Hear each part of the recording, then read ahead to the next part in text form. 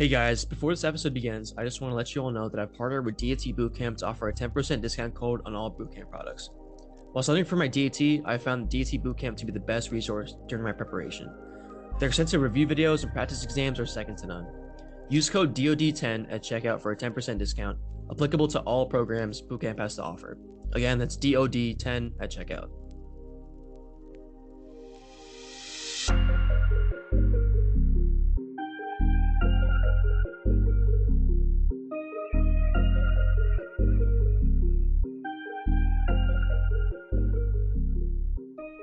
Hey everyone, welcome back to another episode of the Dose Dental Podcast.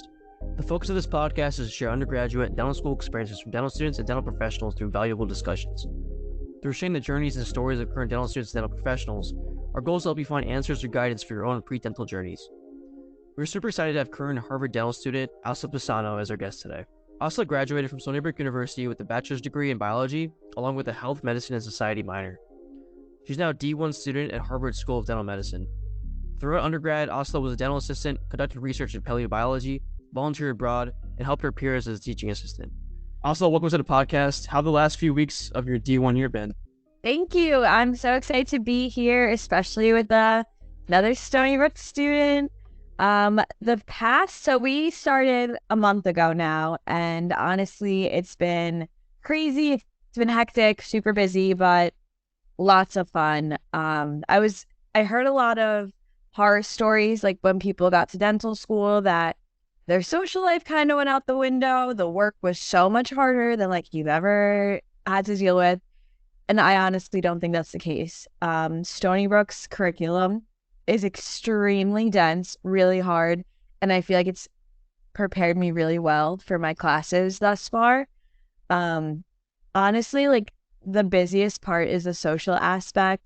I think once you do get to grad school, especially dental school, everyone around you is pretty much like-minded individuals. You know, you all have the same goals and aspirations. That's why you're in the same grad program.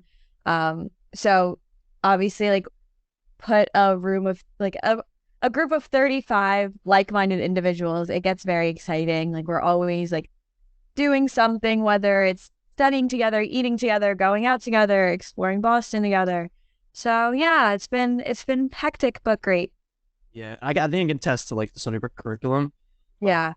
It's definitely like it's a STEM school, so a lot of courses like weeding out courses, I guess you can call them. So it definitely prepares you well for, like I guess the DAT. Some people will talk about even just I guess Harvard in general, I guess. So why don't you tell us a little bit about yourself, like where you're from, where you grew up, what you like to do for fun, kind of how who you are.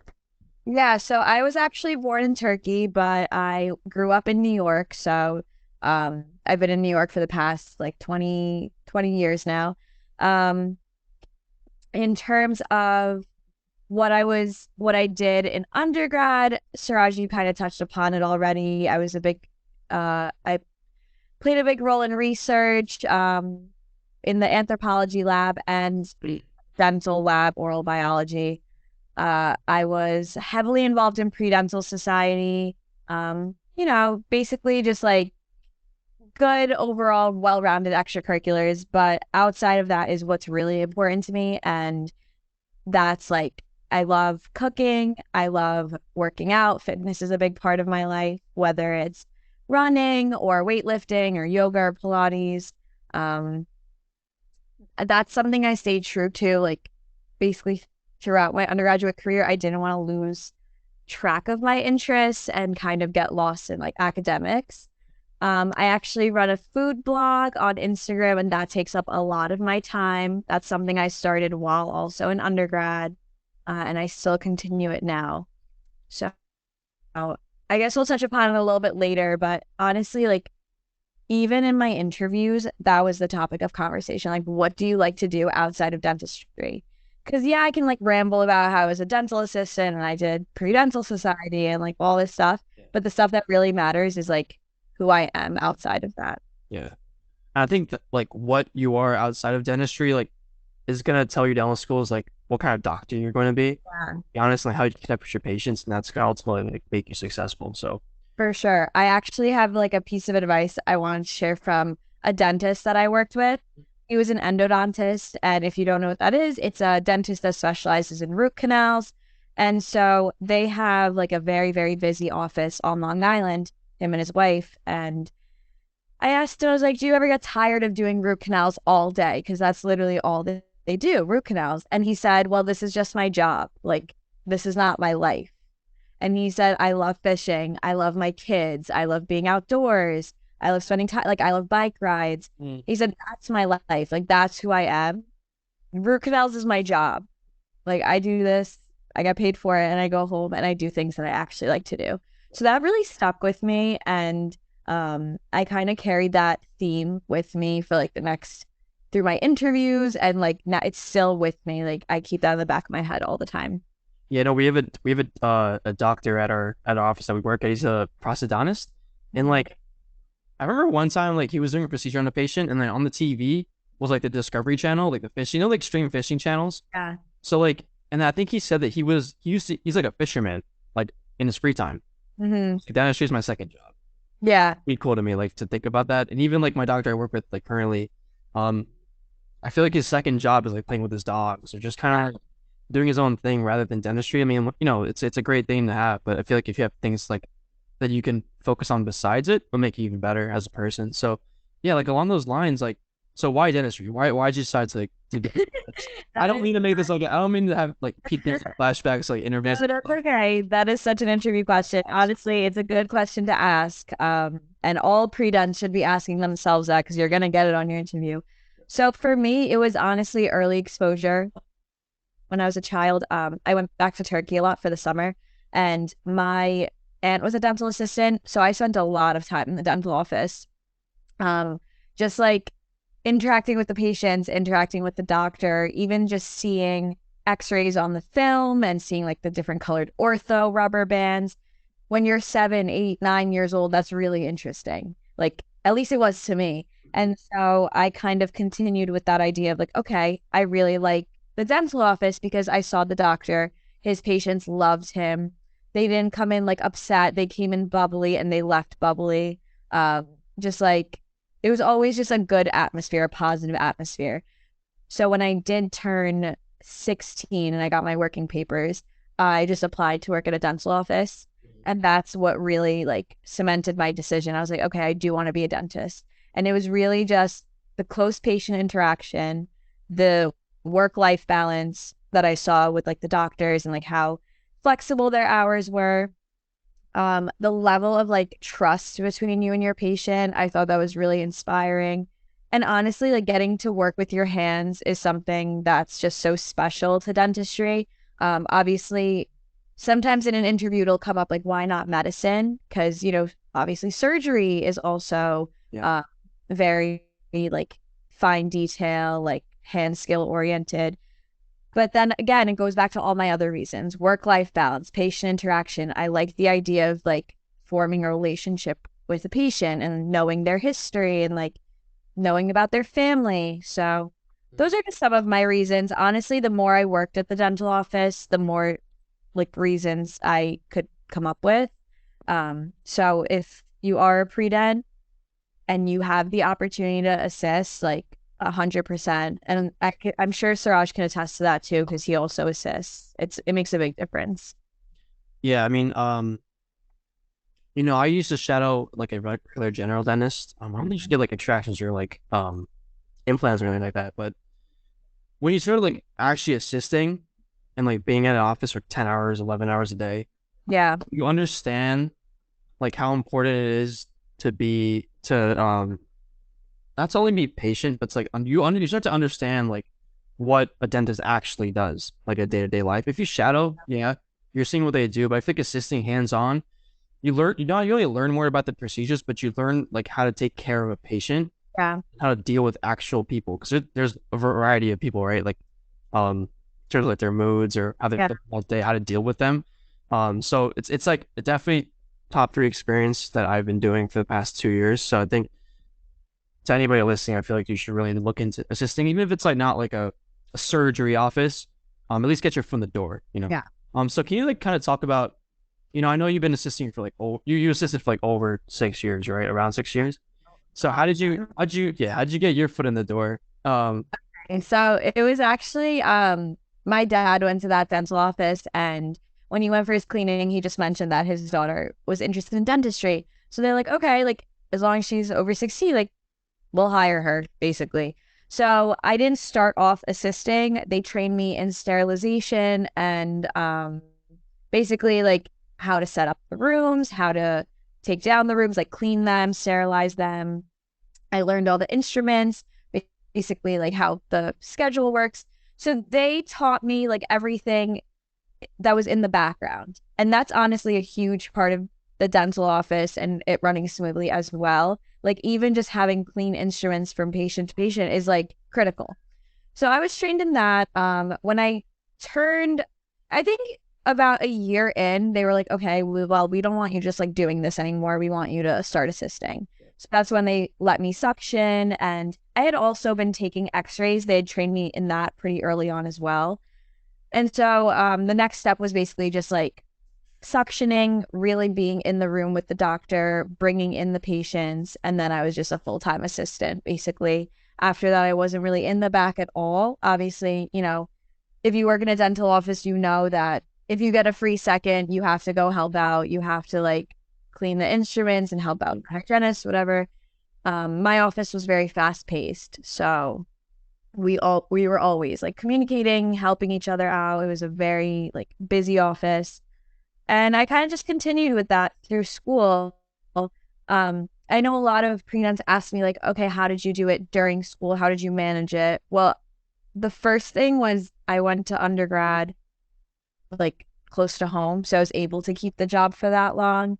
Um, the second major thing was building trust with my employers, like all my bosses, all the doctors. So if I did need to take off some time to study for an important exam, like I did for the DAT, they were very understanding, very accommodating. So it all just comes down to like trust, communication, but you do need to get your foot in the door. And I think the biggest thing for pre-dents is just, you know, be okay with not assisting right away.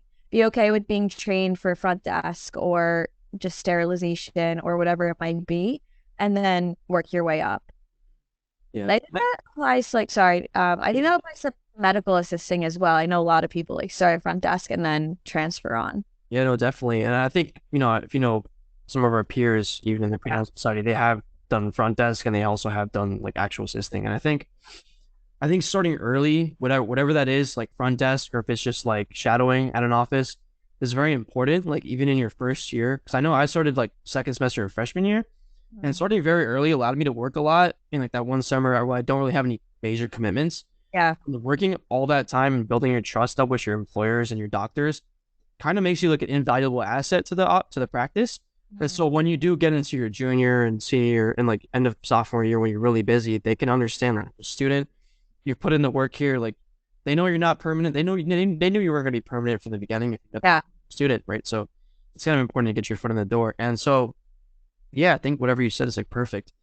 So you started assisting. You said like junior year of high school. Is that when you started? Yeah, it was Right. going into my junior year of high school. Right.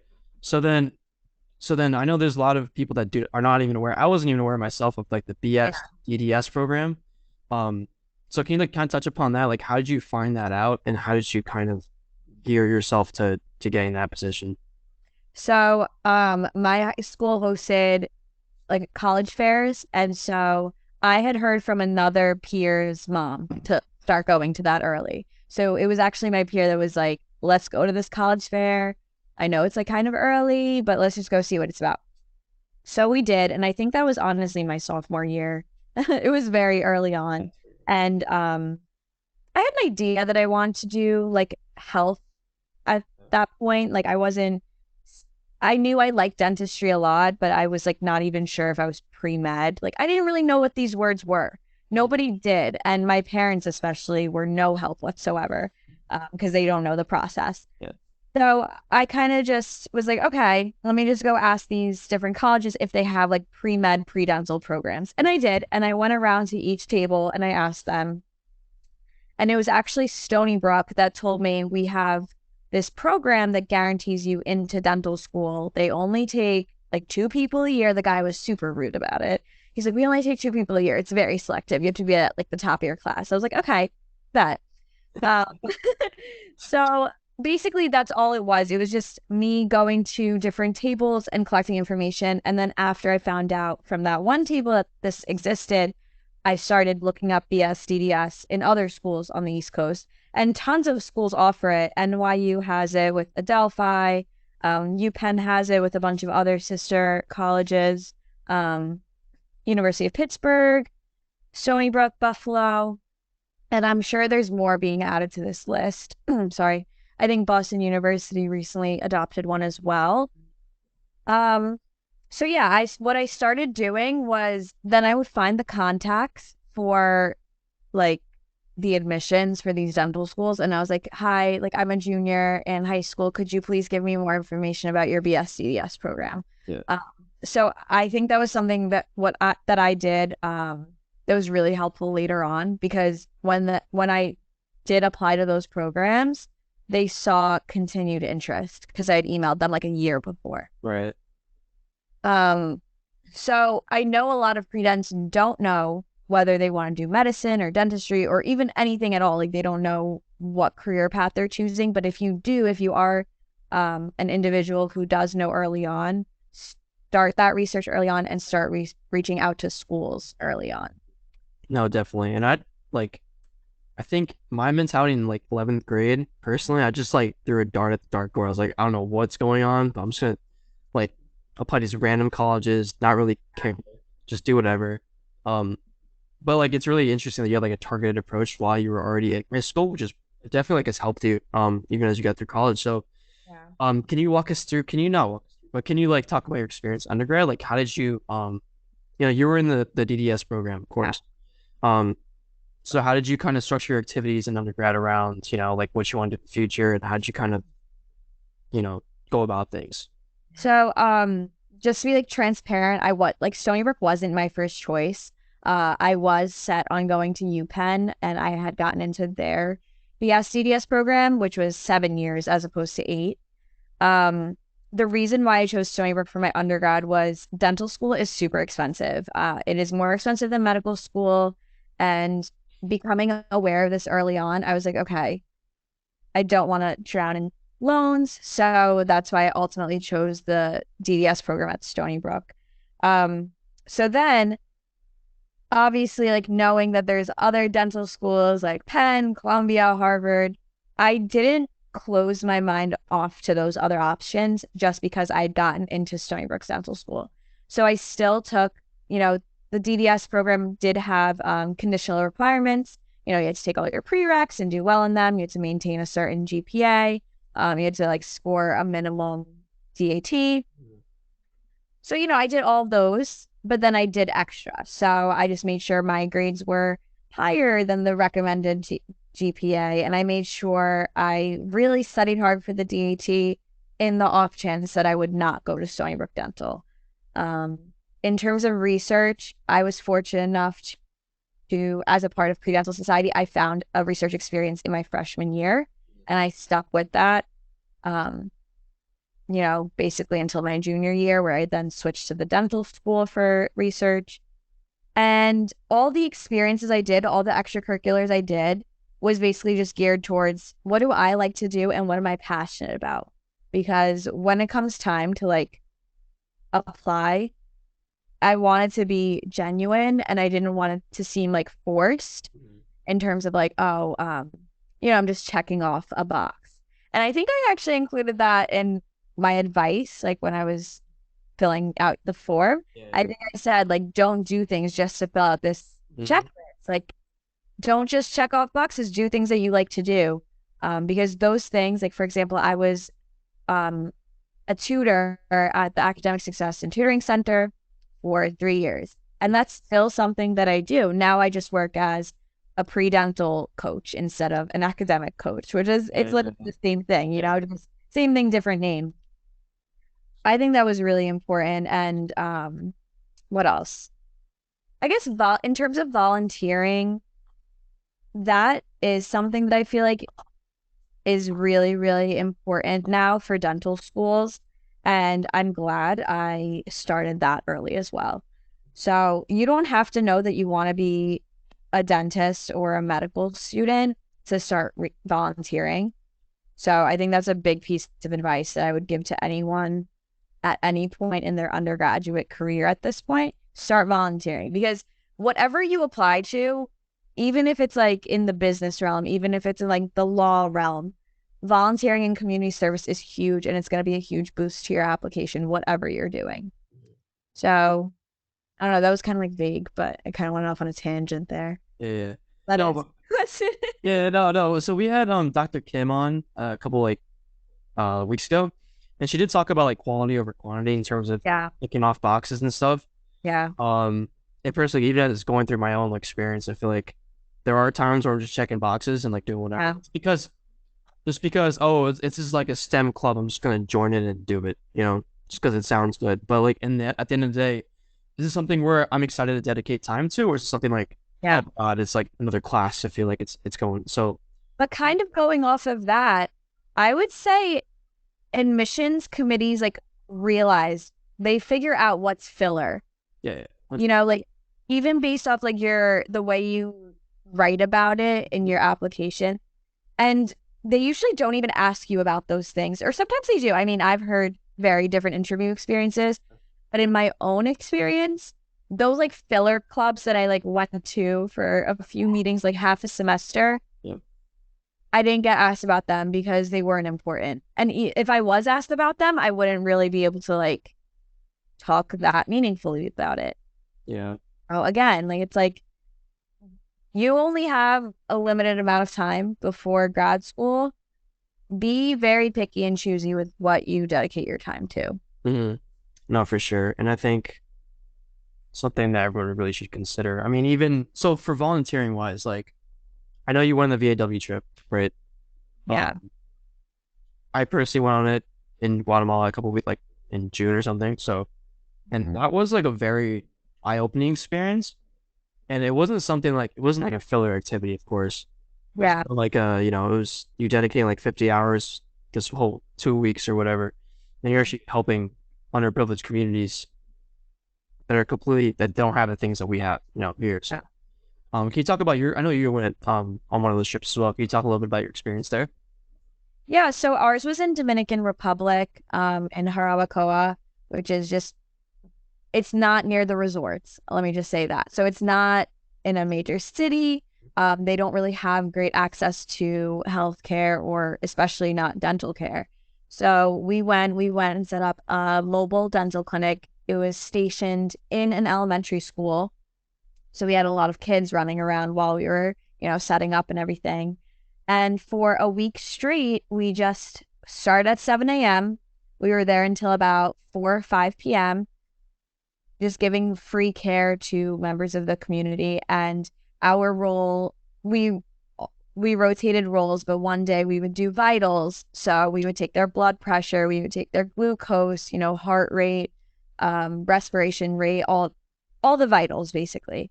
So I thought that was really unique, because a lot of times it seems like there's a disconnect between systemic health and oral health. So I liked how, you were basically their full provider that day. Mm-hmm.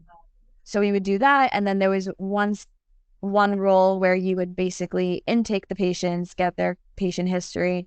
And I used whatever Spanish I knew from high school. And I thought that was super, super meaningful, because the second the members of the community sense that you're making an effort, even by like speaking their language, they open up so much more. And that's why I think like that, I don't want to like go too far into it, but Harvard offers like medical Spanish for that reason, because they realize that that language can be a huge barrier.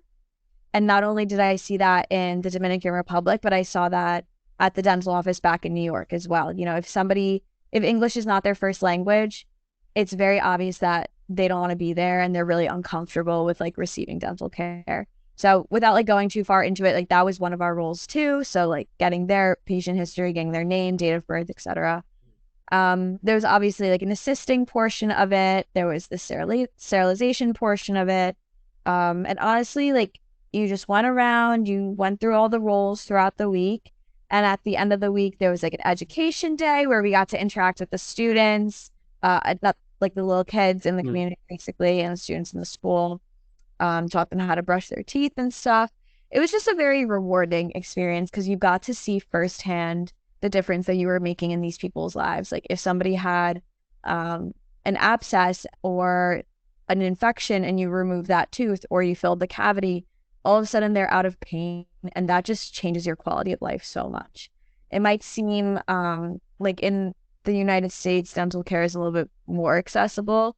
I don't want to go into that in detail, but it is more accessible than it was in that community we were in. So people often forget that, there are people going day to day in pain just because they can't get care for their teeth. Yeah. So it was a very rewarding experience. If anyone has the opportunity to go on something like that, I really recommend it. And it goes back to like the patient doctor relationship too, because I know I was able to use Spanish a little bit there, even like in the host family's house. It was pretty cool. Yeah. And then when we got back to the States, like when I went to work, we actually had a patient come in, only spoke Spanish, and my doctor actually like knows like very good Spanish. He went to social work as well. He knows like really good Spanish, so he was able to like converse with the patient and like make her understand what's going on, because she didn't know any English, right? So he like kind of it makes her feel more comfortable, like when your doctor knows what you're talking about, like Yeah, so. exactly. It was like a very interesting part. So just kind of going down the line here. Can you talk a little bit about like your research experience briefly? I know you started in freshman year, so something Yeah. you probably like start looking at. So it was a very unique experience. I got to work in an anthropology lab looking at fossil pig teeth. And so basically I would analyze CT scans of these teeth from fossil suids, which are just like very prehistoric African pigs. So that research went on for about 2 years, and we did get published in the Paleobiology Journal at the end of it. I was first co-author, which was really exciting. And then my PI moved to a different university. He was done with his PhD, so he really was like, okay, that's when I changed labs. And I reached out to one of the doctors in the dental school, and I started working in the oral biology and pathology lab. And that was definitely more wet lab. I would say the anthropology research was not wet lab. It was more so data analysis. I would go through and I would kind of carve out the CT scans. It was all computer based and math based and analysis. The wet lab stuff was definitely using like PCR and using more pipetting and hand skills. So that was a stark contrast. And my project was with that was, I'm like trying to remember. Yeah. It was like so long ago. For that, we were looking at rat gingiva, sorry, and basically seeing the proteins expressed in their gingival tissue. So I actually dissected the rat heads, I extracted their gingiva, and I ran PCR on all these tissues. That was a really, really, really cool. I mean, it was just for my senior thesis, so it didn't turn into a publication, but I feel like if I started early enough, it could have. And I was someone who kind of liked research, so that's why I did it. For pre-dents, don't feel compelled to do research if you really don't like it, and if you can't speak meaningfully to it. Yeah, we had Zayd on for like your first episode, and first thing he kind of said was like, "Don't do it if you're just doing it to do it." Same thing with checking the box and like, Yeah.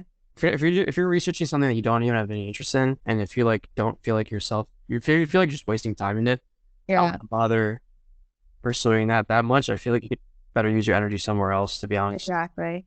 I mean, I know dental students that never did research and they're at dental school.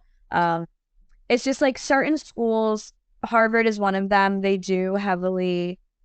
like research. That's not to say if you don't do research, you won't get in. One of my best friends here, he only did his senior thesis and that's what he considered his research. And that was fine. Like he goes to Harvard, but certain schools do like to see it on your resume. So if you have it, great. If you don't, just supplement it with other things that you're passionate about.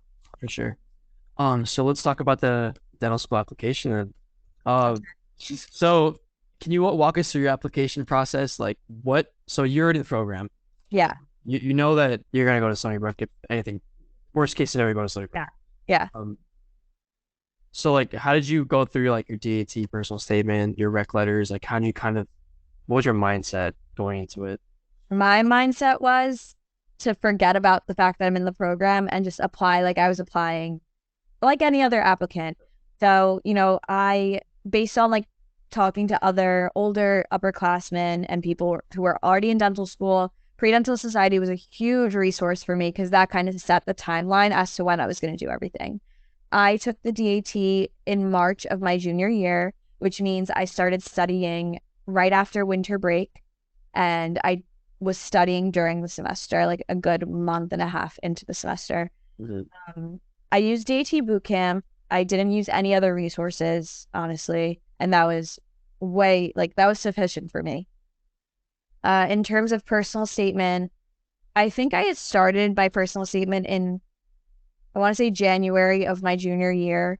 And as far as rec letters go, I'm pretty sure I asked all my professors in December or January again of my junior year. So I told them I wanted it in by the end of January, and all of them were they were fine with that because I asked them, like, I gave them a good month and a half window to write it.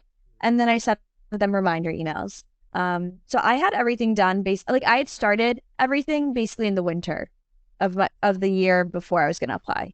Does that make sense? Yeah. So yeah, I didn't take a gap year, but I did graduate a semester early, so I had a semester off. Um, that was just something that I knew I needed. And as far as the committee letter goes, I just followed, Stony Brook's committee letter requirements, and that was pretty simple. In terms of personal statement, I would recommend starting early because I literally like read and edit personal statements as my job, and sometimes it takes a lot longer. It's nice to have that window, to have that cushion to edit it and go through like different rounds and change the theme if need be, add paragraphs, delete paragraphs. So as somebody who works with pre-dents as my job, my advice to pre-dents is start your personal statement early, start compiling your experiences early. That was huge. Especially if you have a lot of experiences and a lot to say, like a lot of extracurriculars, put those in a Google Doc. That's it. Just start writing about them. Just so like you can jog your memory when the application opens, you can just like copy and paste basically. Yeah.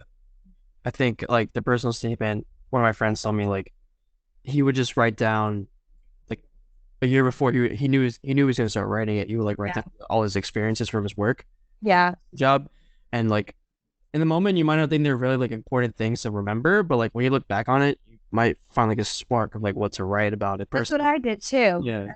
That's exactly what I did. Like I wrote like just like little prompts for Yeah. myself. I wrote childhood experience, dental assisting, Dominican Republic, like volunteering abroad. I talked about like even pre-dental society. So literally any dental experience that you've had that you can write about, I just wrote those as prompts to kind of get me going. For sure. Um, so now that you kind of finished most of the written work, Mhm. how did you kind of consider what schools to apply to now at this point? So my main factors were location. Actually, my main factor was location. So I only applied to East Coast schools. And another big thing was, okay, I'm already in dental school technically. Like I already have this program.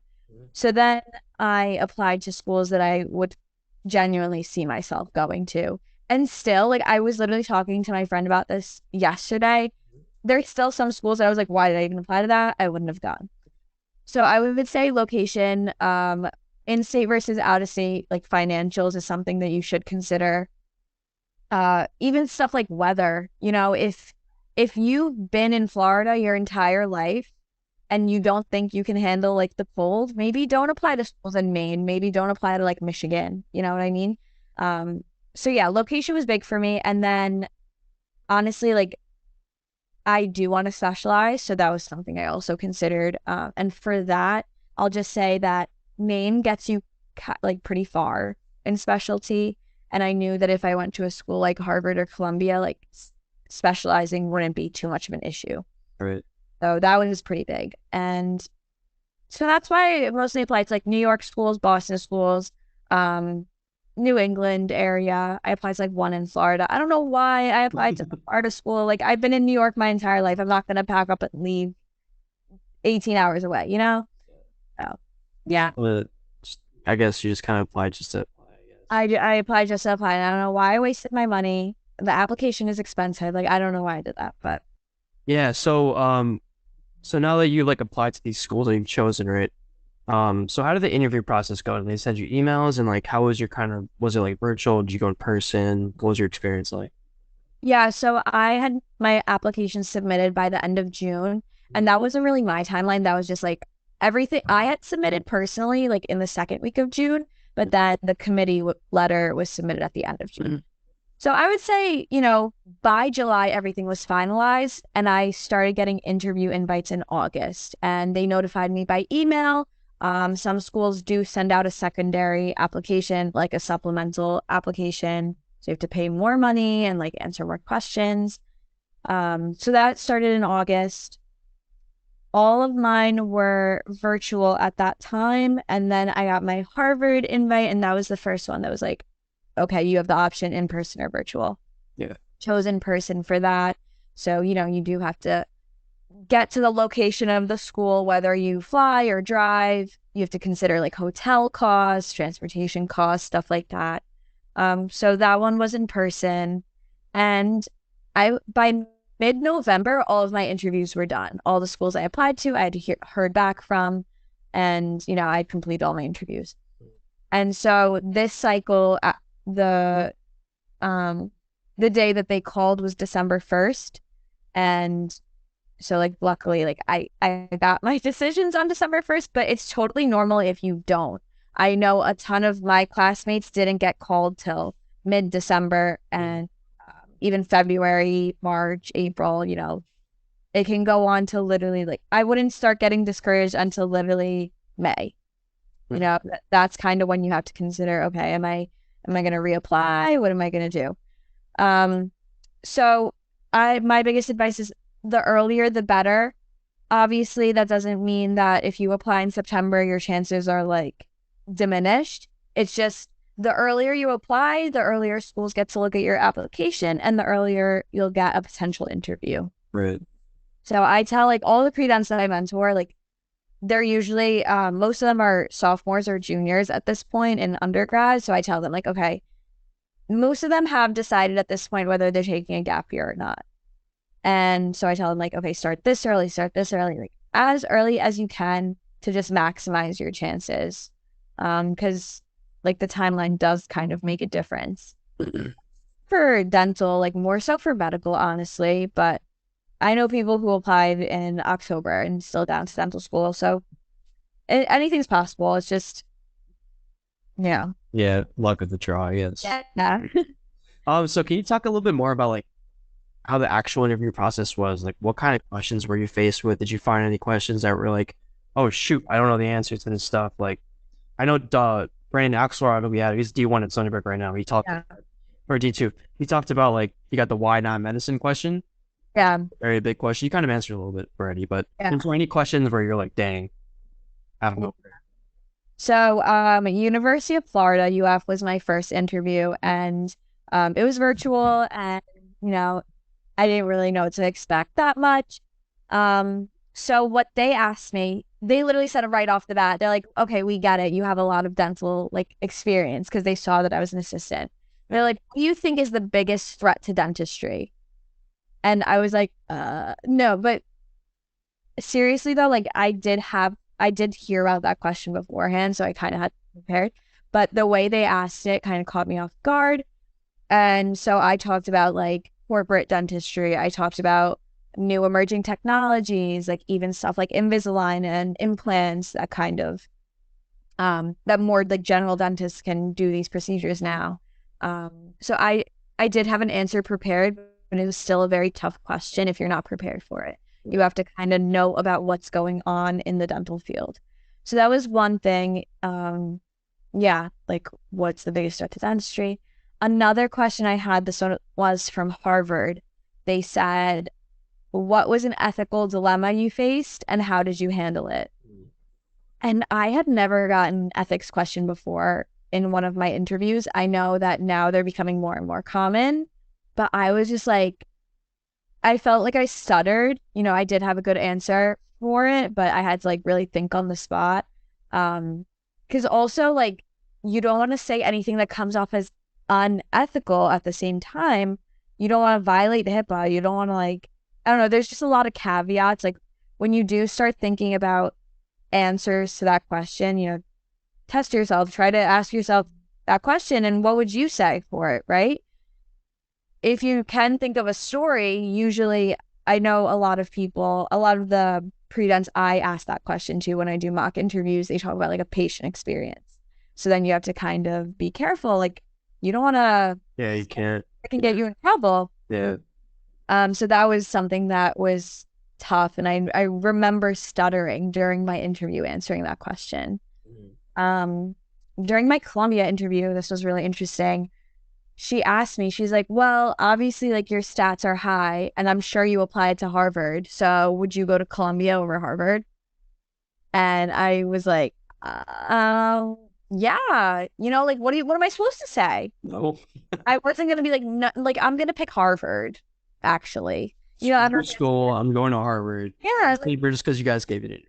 It was just like, that was a very weird interview question. I personally never got why medicine, just because I think it was clear in the way that I answered all my other interview questions that dentistry was like for me. Like it was clear that I had experience. So it's weird to say this, but my interviews were less so about dentistry and more so about who I was as a person, what I like to do, my values, my interests, stuff like that.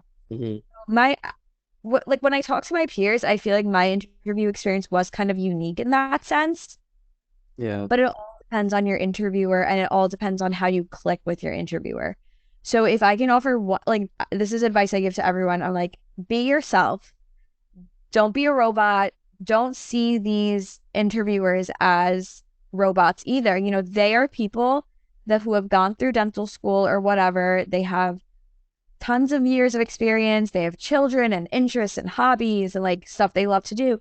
So try to find what they like and connect with them. For my BU interview, we talked about food for 30 minutes. With one of my Harvard interviewers, we talked about like she was really into like working out as well. So we talked about the gym for like 10 minutes. Stuff like that kind of reminds you that, okay, my interviewer is also a person and I can relax a little bit. Like I can answer a question more genuinely. I don't have to be robotic. I don't have to like stick to a formula, if that makes sense.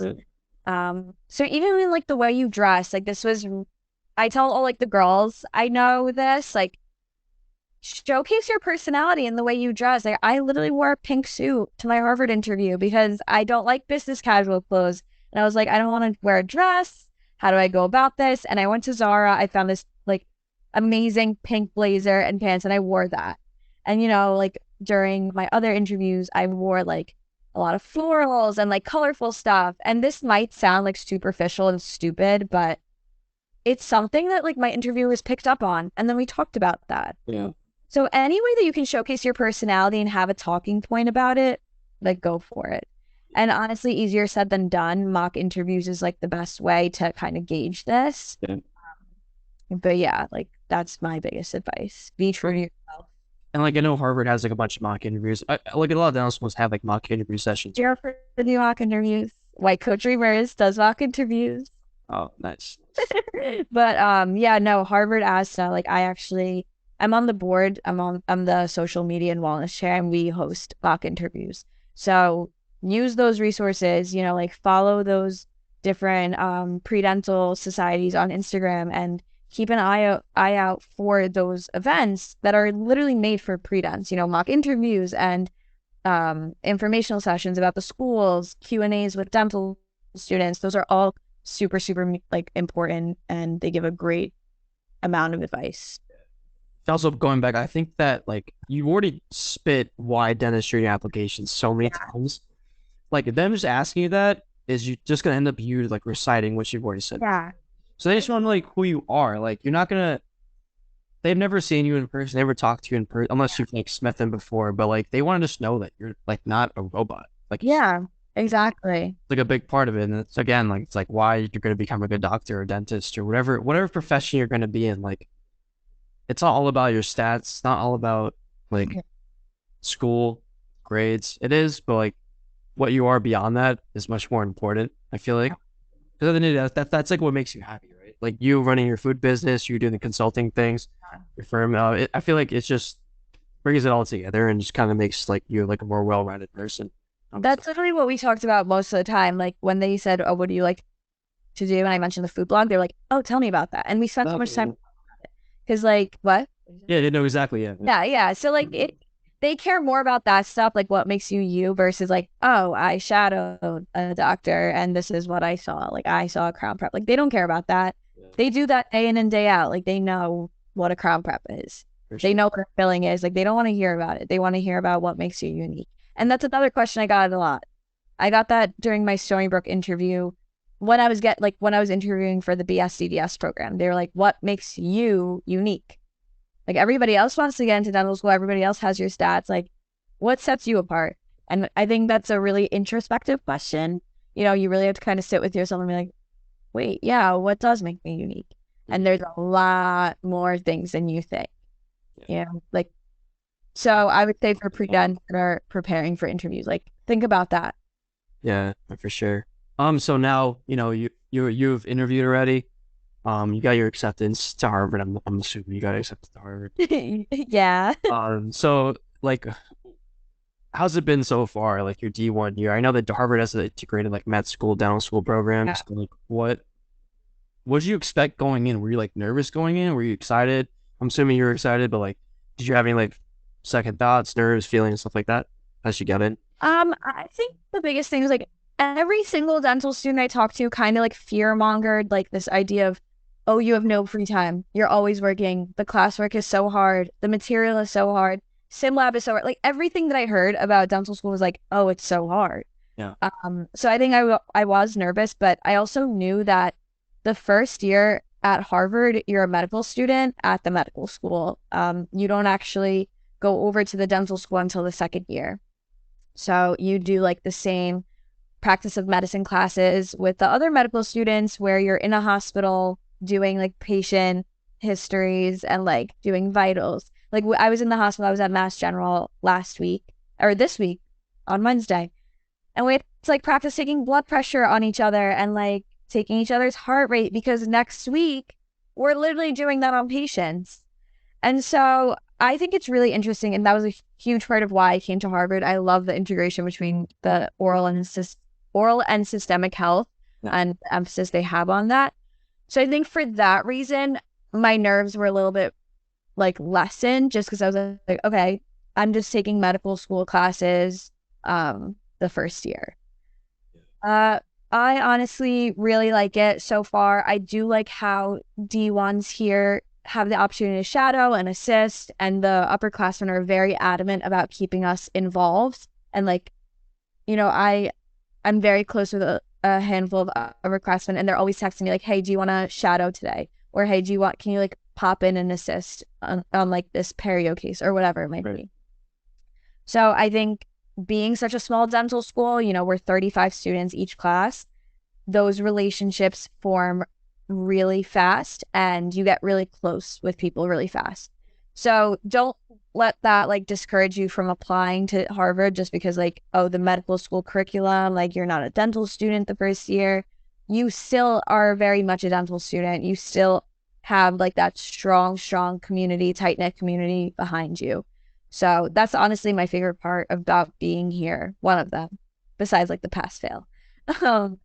Yeah, like the small class size. It's just such a game changer.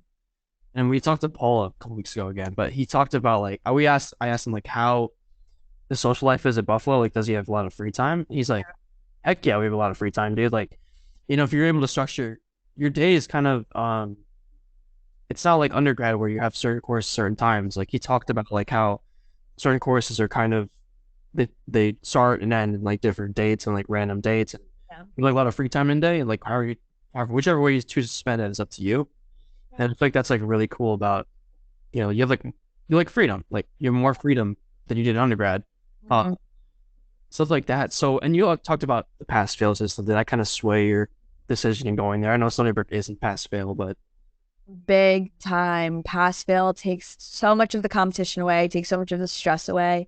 Up until Thanksgiving, our exams are even open notes. So it's like, nice. they don't want you to do poorly. They want to make that transition really easy for you. So my classes are from 8 to 12 every day, except for Wednesdays. That's when I'm in the hospital. And so, like you said, you do have a lot of free time. Once you're done with your classes, it's up to you what you want to do. Right. Um, we have flipped classroom, which means you have to do the lectures before you go to class the next day. And then in class, it's CBCL, which is, I think it's called like clinic-based class, like learning. I don't really know what it stands for, but it's basically in class or case-based learning. So in class, you discuss cases that pertain to the lectures that you did the night before. So I do like how you have so much free time. Once you're done with your prep work for the next day, you're done for the day. And whether you want to do that right after class and be done by like 4 or 5 o'clock, or if you save it for the nighttime and you want to do like stuff in the middle of the day, you have that liberty, you have that independence. Right. But yeah, no, pass fail is huge. Honestly, like nobody competes with anyone because at the end of the day, P equals DMD, and that's kind of our motto. Like, It's gonna be crazy to have, I guess. yeah, Right. yeah, Uh, really nice. right. So you kind of briefly touched upon like you want to go into endo, right? Yeah, No oral surgery. You kind of like between yeah, right now. yeah. So what kind of made you go that way? I guess. I so obviously like I'm not set on a specialty Yeah, of course. whatsoever. Yeah. I do like the fact that oral surgery, again, you have more of that medical background. And I don't know, just based off my shadowing and my assisting experience, I liked how endo is really straightforward. You do your root canals, right? Apicoectomies, maybe. And honestly, the work-life balance with endo seemed a lot better than general, just in like the office settings that I've seen. And so I was like, okay, it's very fine detail, like very hand skill oriented. The procedure is kind of straightforward. You're doing a root canal. There is a little bit of variation, but not so much. And your work-life balance is great. So I don't know if that sounds superficial, but that's kind of what drew me to endo. You know, what what a general dentist told me was what I make seeing like 5 patients is what an endo makes seeing 1 patient. So like, again, like I don't want to say the only reason I'm going into endo is for the money, but like that is a huge factor when you're considering work-life balance and what you want your schedule to look like. At the end of the day, you're still a dentist no matter what. So it's just like, okay, what kind of dentist do you want to be, right? Do you want to do all sorts of procedures, cosmetic procedures?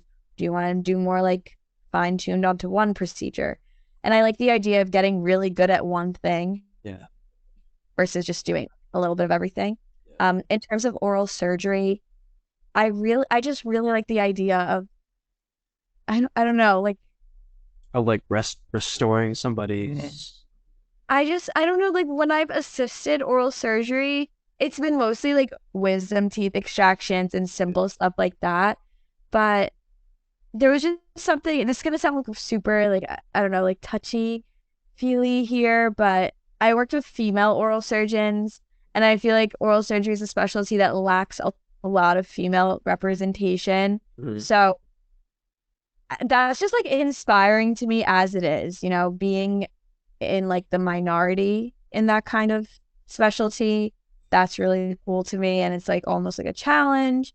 Because a lot of the people I know here that do want to do OS are men. And again, like I said, I do like the medical aspect of it. And that's why, again, I chose Harvard. So since I haven't started any type of pre-clinic over at the dental school, I don't have a clear, concrete answer, but those are just some ideas Right. right now. So like, have you talked to upperclassmen about like if not touching hand pieces or doing like clinical based work until your second year Yeah. puts you behind other schools, or is it just kind of, you know, See, I was worried about that, but they were very good at easing my worries like right away. They're like, you catch up fast. Yeah. You know, they're not setting you up for failure whatsoever. You really are set up for success. Mm-hmm. And, even though you basically get whatever specialty you want type thing here. And there are people that choose to go into general, which is totally fair. And they feel like, at least the upperclassmen I've talked to, they said they feel prepared to just go into the workforce. Right. Like they don't feel like they're behind any other dental schools or their peers at other dental schools. I think Harvard does a good job at just catching you up. Yeah. I think when I visited it, we talked to the deep, I'm not going to say her name, but like we talked to her and she was kind of like, you kind of get into wherever you want to go. Cause Yeah. Harvard, right? So it's like a really good school. Like you won't be, that's kind of how she took it when she applied to the school. So I think that's like a really interesting part of it also. And, pass fail is obviously great. As we talked about. Even Zay goes to Columbia, so he's talking about Columbia's pass fail as well. And he was just like, there's just no stress. Like everyone wants to help in funny house. It's just like imagine undergrad was like that. Yeah. It would have been a big difference. Like everybody shares notes. We all study together. It's very collaborative. It's not cutthroat whatsoever. I feel like you might even learn more. You do. If you're like everyone's talking to each other and you're just kind of absorbing everyone's like how everyone else gets the information, like perceives the information. Yeah. Like might grow like different perspective of like how to think about a certain thing. So yeah, exactly. No, it's a huge change from undergrad where, and if you are in that competitive mindset or like that, oh, like what'd you get on the test mindset, you are shut down right away. Nobody wants to put up with that. Nobody wants to hear that. It's a very non-toxic environment here. Mm-hmm. We're all trying to help each other and like get to where we want to be. Right. So kind of like wrapping up here, do you want to like plug your businesses that you got going on? Yeah. So I'll tag them later anyway, but the one, like I keep talking about the food one. That's Pisano's place. I work as a restaurant promoter, so restaurants reach out to me. Sometimes I reach out to them, and I go and basically get free food and review it. So that it's so much fun. It's a lot of work. It might not sound like a lot, but it is so much more work than you'd think. So that's something that I do. That takes up a lot of my time. And then the consulting business, it's actually pre-medical and pre-dental. It's called White Coat Dreamers. And basically we do personal statement editing. We do full application editing, all your activities and your experiences. We do consulting, where we meet on Zoom and basically just go through and help you along your pre-dental journey. Mock interviews is a big one that we're doing right now. We've been doing a bunch of those, where basically it's exactly what it sounds like, a mock interview. Right. And then something unique that we do is we meet with parents, because I mentioned it very early on, in our conversation, that my parents had no idea about this entire process. So getting parents in the know early makes a big difference in the student's journey to medical school or dental school. So that we meet with a lot of high school parents that kind of want to go think about BSMD or BSCDS, or they consider a lot of other factors for undergrad because of that.